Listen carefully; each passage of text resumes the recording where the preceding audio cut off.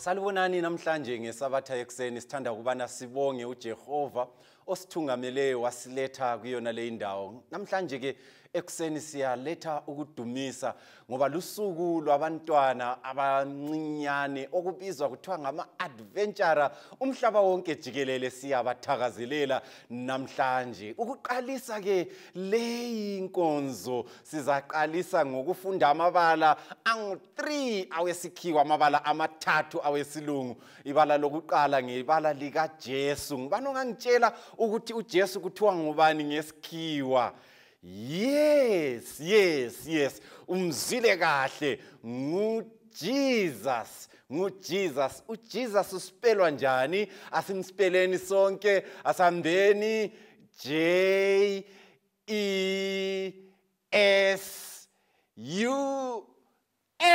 Yeah, very good. Nxa uthabile kuthiwani ngesikhiwa? Nxa uthabile ngesikhiwa?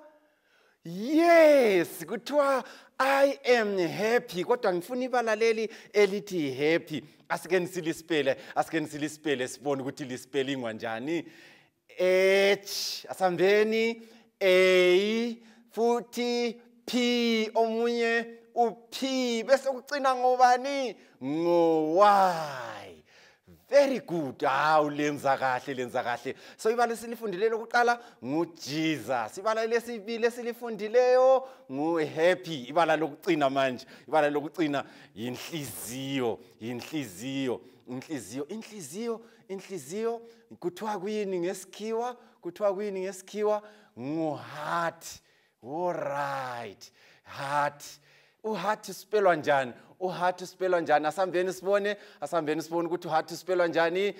H. Asambeni futhi E. Alright. A. Bese sisithini? A. Bese sisithini? T. Very good. Siyabonga. So ke ingoma yethu nxa sesihlanganisa ithi yona I am happy.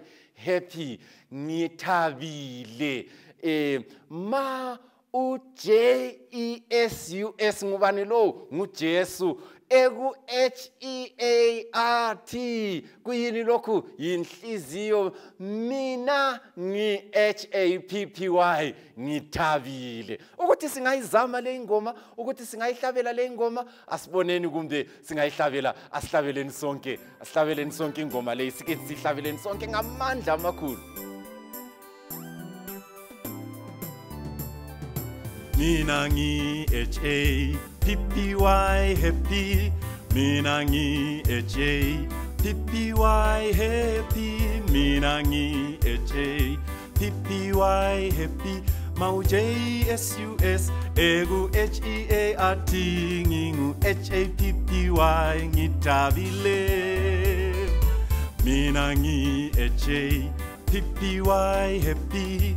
Mina ngi-H-A-P-P-Y happy. Mina ngi-H-A-P-P-Y ngithabile. Mau J-S-U-S egu H-E-A-R-T ngingu H-A-P-P-Y ngithabile. Siqakeza sonke izandla.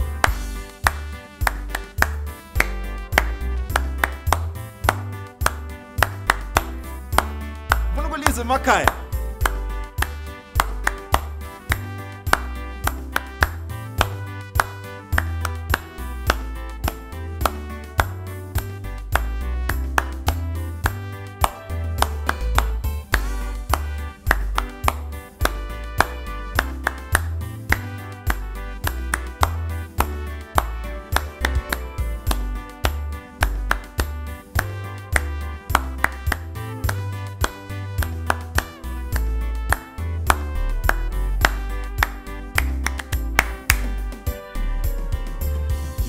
are H-A-P-P-Y happy.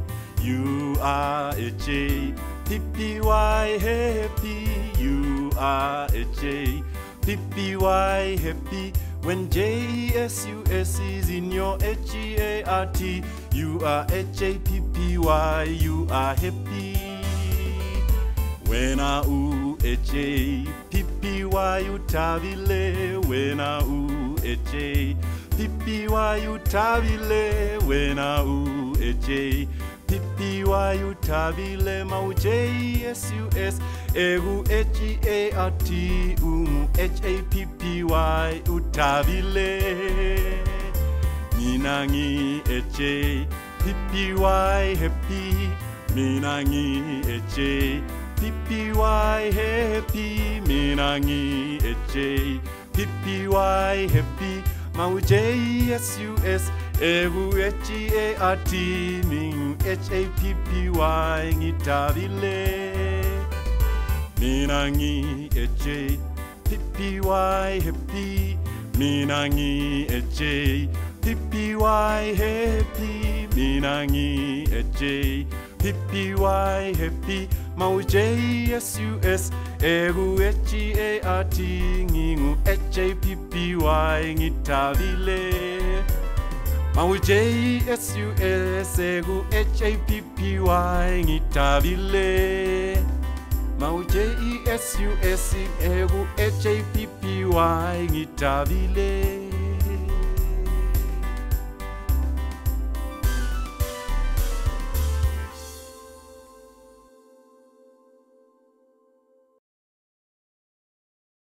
Ngiyabonga kakhulu ukuba sihlabele ingoma ethi ngithabile. Siyamdumisa uJehova osithungameleyo. Sengazathi ke nxa sibala ilizwi namhlanje abadala labantwana sonke singabusiseka ngoba sikhangele into eqhakathekileyo iminyaka emihlanu elandelayo ethi ngizakuhamba mina ngokwami ngizakuhamba. Lapho ke kudingakala ukuthi uJesu abe senhlizweni zethu.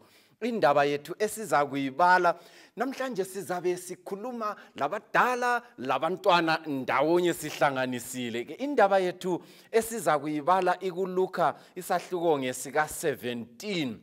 Yikho lapho esizafunda khona. Ngizafunda kusukela kuvesi ngelika 11 ngisiya kuma kuvesi ngelika 19. IBhayibheli liyasitshela ukubana ngaleso sikhathi uJesu eseqonde eJerusalema uJesu wahamba ngendlela esemngceleni phakathi kweSamaria leGalile. Wathi efika komunye umuzi wahlangatshezwa ngamadoda alithumi ayelobulepheru bemabucwala. IBhayibheli liyasitshela ukuba uJesu wayezihambela ephakathi kwalolu hambo eJerusalema edlula esiya eJerusalema edlula phakathi komuzi waseSamaria. Phakathi eceleni komunye umuzi wasehlangatshezwa ke ngamadoda ayelithumi. Amadoda lawa ayelobulepheru. Ibala leli lingaba likhulu kakhulu ebantwaneni. Ubulepheru yilwana umkhuhlane obuhlungu kangaka owusithi nxa ungaba lawo ube ungavunyela ukuthi uhlale phakathi kwabantu babekukhipha njengawuphi umkhuhlane kathesi abakukhipha khona ebantwini. Umkhuhlane okuthiwa yicorona bayakukhipha ebantwini ungahlali phakathi kwabantu ngoba uyathelelwana lo umkhuhlane. So wawuthelelwana lo umkhuhlane, indlu wawuhlala kiyo yayisiba ngengcolileyo, umbheda wawuhlala kiyo wawusiba ngongcolileyo, yonke into oyawuyibambile kwakuthiwa ingcolile. Ngakho ke babesenza ngesikhiwo into okuthiwa yi-quarantine, ukufaka wedwa ngenxa yokuthi wawusulobulepheru. So ngalesi isikhathi uJesu uyangena phakathi uya eJerusalema udlula emzini wamaSamaria esefika komunye umzana othile. Phandle kwalo umuzi uthola amadoda aku-quarantine avalelwe abekwe wodwa eceleni. Yindaba ebekwe wodwa eceleni ngenxa yokuthi alobulepheru. abachasisayo bathi bona mhlawumbe umunwe wawusithi qephu uwele phansi, ikhala lithi qephu liwele phansi, kube buhlungu lapha lalaphana kuvuza igazi, kwakubuhlungu nxa ulomkhuhlane wona lowo, abantu babe kwenyanya, nxa abantu bengathi bayasondela eduzane, wawumele umemeze uthi ngingcolile, ngingcolile, ngingcolile, ngoba wawungahlambulukanga. Ngalesi isikhathi kwakuqakathekile kakhulu, ngitsho ababezokunika ukudla babefika bephosele ukudla, baleke bahambe bayekhatshana, lawe ubuye uzothatha ukudla, bengathintanisi imiganu yabo lemiganu yakho, babethululela ngani bathululela inja. Ngenxa yalokho umuntu owayelobulephero wayelobuhlungu obukhulu, wayengathokozi, wayehlala ebunile, wayehlala edanile, ngenxa yokuthi hayi kwakungahambi kuhle empilweni yakhe. Yabona ke uJesu ufuna ukubana thina sibe ngabantu abathokozileyo. iBhayibhili liyasitshela ukubana ke lawa amadoda ayelobulephero alitshumi, iBhayibhili lithi lona kuvesi ngelika 13, bamemeza ngelizwi elikhulu bathi, Jesu, Jesu, Jesu Nkosi sihawukele. Uyabona lapha into kwakumele bayimemeze yikuthi bathi bona singcolile, singcolile, singcolile. Kodwa nxa ubuye uJesu, ngumuntu omdala ungumntwana, nxa kubuye uJesu akalandaba ukuthi ungcolile, akalandaba ukuthi izolo ube ungaphi, akalandaba ukuthi izandla zakho zibambeni, akalandaba lokuthi inyawo zakho ziqonde ngaphi, akalandaba lokuthi ingqondo zakho zicabangeni, akalandaba lakho konke lokhuyana. uJesu ufuna ukubana uthokoze, uthabe, usiname. Yikho uJesu afuna ukubana ukwenze. Ngakho nxa uJesu ebuya mntwana, nxa uJesu ebuya mzali wami, nxa uJesu ebuya mama gogokhulu, nansi into eqakathekileyo. uJesu kafuni ukuthi ukhulume ngokungcola kwakho, ngoba yena uyiyo isepa egezisa wonke amaqhwala esono. Nanti bala elikhulu bantwana, unguye ogezisa konke okukhulu okusoyisono, akukhiphe usale usumhle, usuhlambulukile. Ngakho la amadoda abakwazi ukuthi ya sokubuya uJesu, sokufanele ukuthi kathesi yikho lapho kuzasilungela khona. Asehlangana ndawonye, aqalisa ukuhlabelela, aqalisa ukukhuluma, athi wona Jesu, Jesu, Jesu Nkosi, Jesu Nkosi sihawukele. uJesu waba lomusa kakhulu kibo. iBhayibhili liyasitshela uJesu wathi ebabona wathi kubo, hambani liyoziveza kubapristi. Yabona uJesu wenze ezinye izinto ezingazwisisekiyo. uJesu wenze ezinye izinto ezingazwisisekiyo. Mina ngicabanga ukuthi uJesu kwakumele ukuthi athi silani.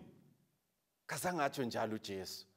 Mhlawumbe uJesu njengomuntu owayelamandla amakhulu, bantwana, ngicabanga ukuthi mina mhlawumbe wayemele afike abathinte ngamunye ngamunye ukuze basile. Kazange enze njalo.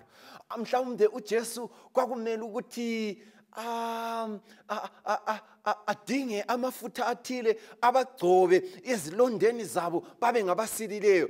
Kazange atsho njalo. Mhlawumbe uJesu wayemele amemezele, encengi wayezamemele amemezele athi silani, silani, silani, ukwenzela ukuthi avikele abafundi ayehamba labo ukuthi labo bengabe lobulephero. Kodwa uJesu kazange enze njalo. Yabona uJesu nxa sicela kuye indlela asiphendula ngayo ayifanani lendlela mhlawumbe siyabe sicabange ngayo. uJesu ke nxa ephendula imithandazo yabantwana, uJesu nxa ephendula imithandazo yabadala, uJesu nxa ephendula imithandazo yethu, ulendlela aphendula ngayo. Thina kumele silalele ilizwi lakhe ukuzwa ukuthi usiphendula njani. Yabona uJesu uthini? uJesu uthi uphendula ngokuthi hambani liyeziveza kubapristi. Asike nisicabange la. Aluba oyedwa wathi yena mina kangihambi, kwakuzahamba njani kuye? Asicabangeni ke lapha ukuthi aluba ababili bathi bona mina kangihambi, kwakuzahamba njani? Abathathu aluba bathi kangihambi, abahlanu abanye bonke bahamba, abayisikhombisa bahamba, kwakuzahamba njani? Aluba abane bathi bona angihambi, abayisithupha bahamba, kwakuzahamba njani? Aluba abayisithupha bathi bona angihambi, abane bathi bona sizahamba, kwakuzahamba njani? Aluba mhlawumbe abayisikhombisa bathi njalo bathi thina kasihambi, abathathu bahamba, kwakuzahamba njani? Aluba abayisishiyagalombili bahamba, bathi bona sihambi, ababili bahamba, kwakuzahamba njani? Aluba abayisificamunwemunye bahamba, kwasala bathi bona bahambi, kwahamba oyedwa, kwakuzahamba njani? Angikwazi ukuthi kwakuzahamba njani, kodwa ngiyacabangela ukuthi aluba kabazange bahambe, ngoba ilizwi likaJesu elokuthi hambani yilo elisilisayo, liyeziveza kubapristi yilo elisilisayo. So ke nxa uJesu engathi hamba mntwana, engathi hamba uyetshela abanye, engathi hamba uyekwenza lokhuyana, nxa uJesu ephakathi enhlizweni yakho, wena uyathaba ngoba endleleni uhamba, yikho lapho osila khona. Ukusila kwethu kusekuhambeni, ekuhlaleni kasisili, kodwa ekuhambeni yikho lapho esithola khona ukusila. iBhayibhili liyasivezela ukuthi ngaleso isikhathi base behamba, nampayana behamba besuka kuJesu. Angikwazi kumbe bakhangelana bathi undoda lo uthi thina sicela ukuthi asisilise, kathi undoda lo kodwa sho ikhanda lakhe li right yini? Mhlawumbe bathi bona hayi uright, asenzeni khona lokho asitshela khona. Bavumelana. Ngicabanga ukuthi abangu9 yibo ababesithi hayi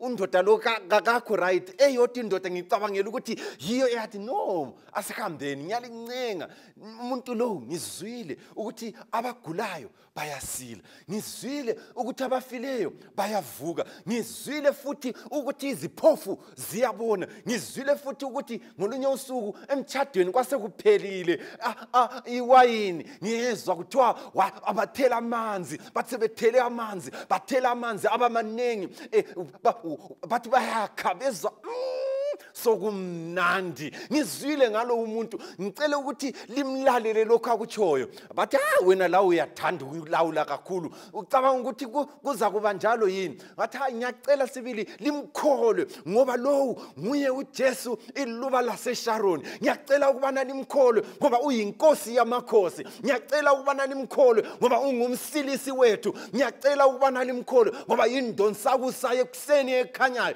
Ngiyacela ukubana limkholwe ngoba akekho omunye ofana laye. Ngiyacela ukubana limkholwe ngoba nguye onginguye. Ngiyacela ukubana limkholwe ngoba nguye ushilo isizwe sakwaJuda. Ngiyacela ukubana limkholwe ngoba yingwenyama yomdeni wakwaJuda. Ngiyacela ukubana limkholwe ngoba yiso isilwane esabhongayo uSathane waba nendingindi. Ngiyacela ukubana limkholwe, mkholweni nxa esithi hambani, asambeni nxa esithi kasihambeni kubapristi, kasihambeni. Bahudula inyawo zabo bathi bona ngcono sihambe. Baqala ukuhamba. Lapho behambayo uyabona bathi bayakhangela amazwane abo, babona amazwane ayaqala ukuhlangana. Bathi bayakhangela inyawo zabo, babona seziqala ukuba bushelezi. Bathi bayabamba izandla zabo, bazizwa ukubana sezibutshelezi. Bathi bayabamba ingalo zabo, babona sebehlambulukile. Yeyi, bathi bayathi babona lenwele zabo sezimika kahle. Bathi nansi simanga, sekwenzakele isimanga. ngifuna ukukhuluma lomunye umuntu lapha ophakathi kwethu lapha ozwa ukubana ulomthwalo omsindayo empilweni yakhe. Indaba yokukhululeka kayiveli kwenye indawo. Indaba yokukhululeka ivela ekutheni kasihambeni. Nxa singahamba siza kuba lokusila. Sihamba sisiya bonisa abapristi lokho uJesu asenzele khona. Besendleleni babuya bathokoza kakhulu ukuba base behlambulukile. iBhayibheli lami lithi lona alithi ukuthi base besilile. Ukusila kuhle kwenzakala kibo, kodwa iBhayibheli lami lithi lona base behlambulukile. Ngezinye indlela uJesu wabasilisa ngendlela ezimbili. Wabasilisa enyameni, wabasilisa nemoyeni, baze baba ngabahlambulukileyo. Sebenjalo bamdumisa uJehova. iBhayibheli liyasivezela ukubana omunye wabo wathi ekubona ukuthi usesilile wabuya edumisa uNkulunkulu ngelizwi elikhulu. Omunye wabo wathi sebonile ukuthi lapha ngisilile la. Kumbe nguye lwana kade simcabangela ukuthi nguye wayezama ukuthi abancedise. Wathi sebonile ukuthi ngisilile wathi ngingakayifika kubapristi labana, yekela ngiqale ngiyefika kumpristi lowana.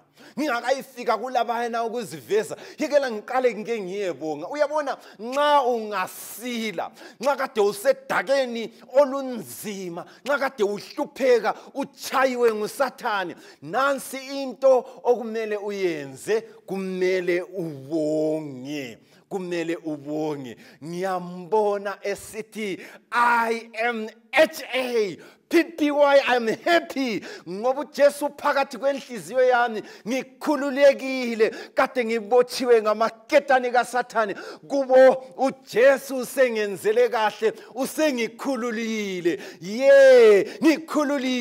Ngikhululiwe. Makabongwe uJesu, amandla akhe angenzele kahle. Uyagula yini mntwana?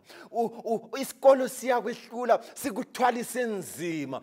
Abanye bayakuchaya endleleni. Nansi into okumele uyenze. Nxa uJesu esenhlizweni yakho, hamba uyeziveza. Hamba utshele abanye ngaye uJesu. Hamba ngoba ekuhambeni yikho lapho ukusilwa khona. Nxa uphakamisa unyawo lwakho usukuma uhamba, uJesu uletha ukusila ngokuphelela. Hamba ngoba ukukhululeka kusekuhambeni. Hamba wenze intando yakhe ngoba kakho ongakhululeka engazange ahambe. Nampa bayahamba.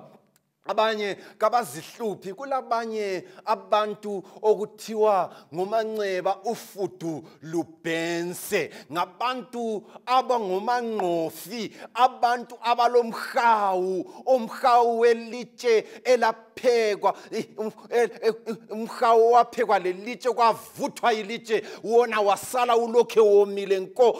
Ngabantu abangenzi kahle, abantu abanjalo bafanana laba besificamunwemunye abangu-9 abathi bona vele bekumele sisile, abacabanga ukuthi umhlaba kumele ubachayele isaluthi izikhathi zonke. Laba bantu kababongi, kodwa lowo ndoda wabonga uJehova, wachibilika, wabuyela kuJesu, wathi ngiyabonga. iBhayibheli lisivezela enye into ngalo undoda. Liyaveza ukuba lo ndoda wayengumSamariya. Nxa ungafunda kahle imbali, umSamariya babengathandwa, futhi uJesu lo esikhuluma ngaye kwakungani kakufanelanga ukuthi abe ngowabo. Ngenxa yokuthi kwakungafanelanga ukuthi abe ngowabo, ngakho-ke umSamariya wathi yena, mina ngila ngenxa yomusa. uJesu usenhlizweni yami, ngiyambonga ngoba kade ngingafanelanga ukusila.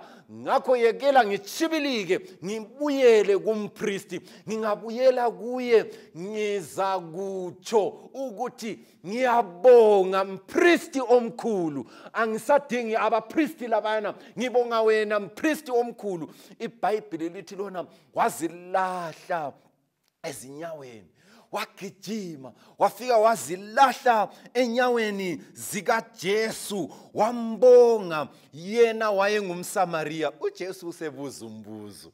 Jesu wabuza umbuzo wathi, kanti kakuhlanjululwanga abantu abalitshumi na? Bangaphi abanye abayisificamunye? Bangaphi abanye? Bangaphi abanye? Bangaphi abanye okade ibhizinesi zabo zingahambi kuhle kodwa namhlanje sezihamba kahle? Bangaphi abanye? Bangaphi abanye abantwana babo kade bengamahlonga ndlebe namhlanje sebehamba ngendlela eqondileyo? Bangaphi abanye? Bangaphi abanye? Bangaphi abanye akade bekhulekela umtshado sebewutholile abasayi ku prayer band? Bangaphi abanye? Bangaphi abanye akade bedinga umsebenzi kodwa umsebenzi bengawutholi namhlanje suvulekile kabasela ndaba lo Thixo? Bangaphi abanye? uJesu uyabuza, bangaphi abanye akade bekhathazekile ngoba abazali kade begula namhlanje sebesilile? Bangaphi abanye bengambongi uJehova? uJesu namhlanje ilizwi lakhe halibuza umSamariya lokho libuya la namhlanje lebuza mina, ebuza wena, uthi yena bangaphi abanye okade kumele balethe udumo kuJehova? umSamariya uthi yena uyabuzwa, ubengekho yini ongabuya ezoletha udumo ngaphandle kwalesi sizwe na? uJesu wasekhuluma wamnika ibonus. iBhayibheli lithi lona, ubengekho yini okade ezazondumisa ngaphandle kwalomuntu ongafanelanga ukungidumisa?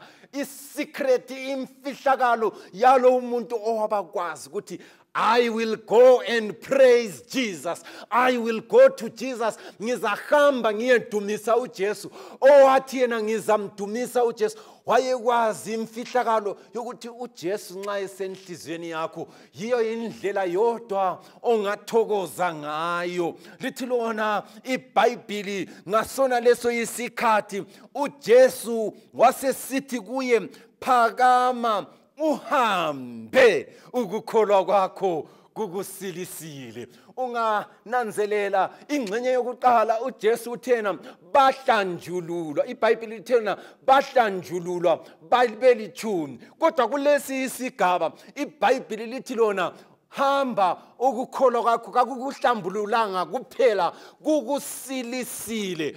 Wasila emoyeni, wasila enyameni, wasila ekujabuleni kwenkosi yakhe, wahamba ehlabelela ingoma. Wathi sengoba baza engikwenzelweyo baze bonke bakubone ngamehlo, ngoba uJesu ungidophe ezibini, wangikhipha odakeni olubishayo, wangifaka endaweni ebanzi. Makabonge uJehova, ngangiboshiwe ngamaketane kaSathane kodwa kubo ngikhululiwe ngoJesu. Ngiyadumisa, kangiselabo ubulepheru emoyeni wami, kangiselabo ubulepheru enhliziyweni yami, kangiselabo ubulepheru. uJesu usehlezi esihlalweni senhliziyo yami. Mhlobo wami olithandekayo, akukho inye indlela esingamthokozisa ngayo uJesu ngaphandle kokubana uJesu ahlale enhliziyweni. Lokhu kungikhumbuza indatshana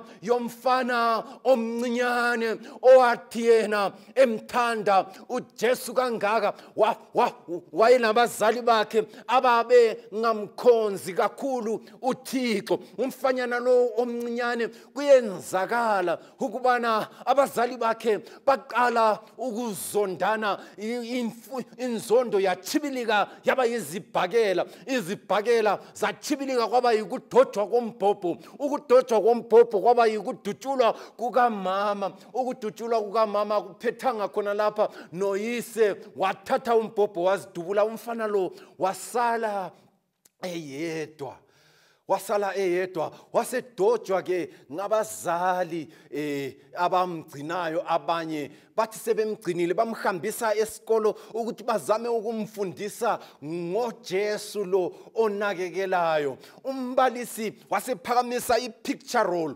waphakamisa umfanekiso, wathi yena ngitshelani ukubana ngubani. Kwakungumfanekiso owawuconjwe uJesu. Ngitshelani ukuthi ngubani. Lo mntwana owayenjengomSamaria lo mntwana mhlawumbe owayengivela emulini yobuqaba abantu abangaziyo uThixo, lo mntwana waphakamisa isandla. Umbalisi wathewa luvalo wathi mhlawumbe uzaqamba okungayisikho, kodwa umntwana lo waphakamisa isandla, walalokho ephakamise ngesibindi isandla sakhe wathi mina ngiyamazi lo muntu nguye owayebambe isandla sami ngosuku umama lobaba besifa. Ngiyamazi usenhlizweni yami, ngakho ngilokuthokoza lanxa ngingelabo abazali bami, kodwa lo muntu ngiyamazi, ngiyathokoza ngaye. Nxa usuhlangane loJesu akulandlela ongahlala ungelayo intokozo. Nxa usuhlangane loJesu uyathokoza, uba nokuthula okunjengomfula, uyambonga njalo kuze kufike isikhathi sokuphela. Ngalesi isikhathi bakhona abantwana, bakhona abadala abathi bona Jehova sisize ukubana sibe ngabantwana abazagcina uJesu enhlizweni, sibe ngabadala abazagcina uJesu enhlizweni, sihambe njengoba uJesu etshilo,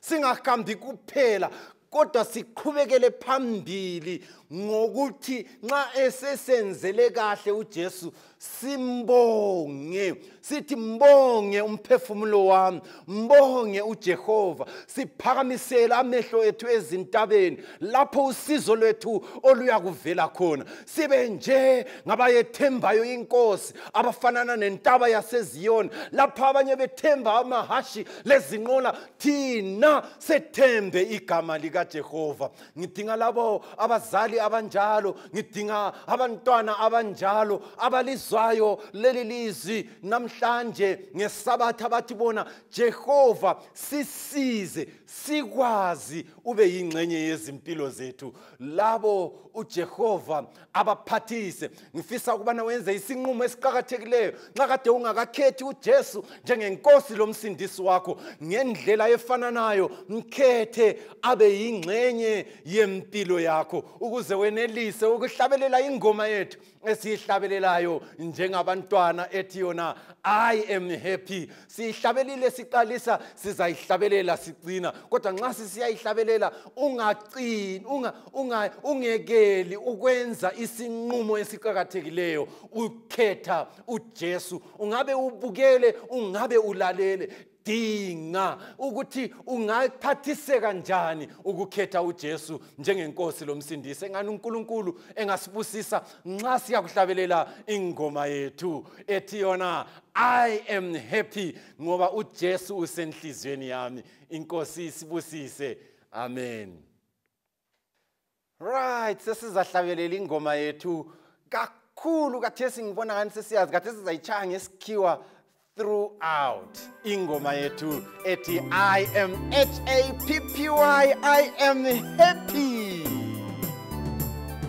I am happy, happy. I am happy, happy. I am happy. When JSUS is in my HEART, I am HAPPY, I am happy.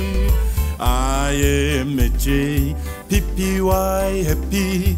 I am HAPPY, happy. I am HAPPY, happy. When JSUS is in my HEART, I am HAPPY, I am happy. We clap.